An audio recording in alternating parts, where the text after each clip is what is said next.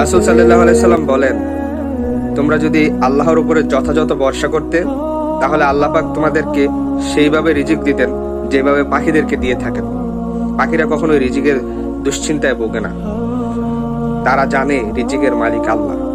আমরাও যদি সেই পূর্ণ বিশ্বাস রাখতে পারতাম, তাহলে আমরাও এই দুশ্চিন্তায় ভুগতে হতো না যে আমি আগামী দিন কি খাবো।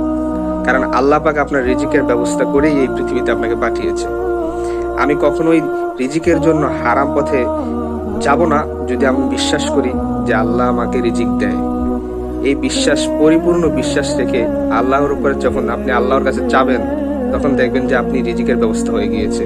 আপনি হারাম পথে গিয়েও ততটুকুই উপার্জন করতে পারবেন যতটুকু আপনার রব চাবে, তার থেকে বেশি আপনি কখনোই পারবেন না।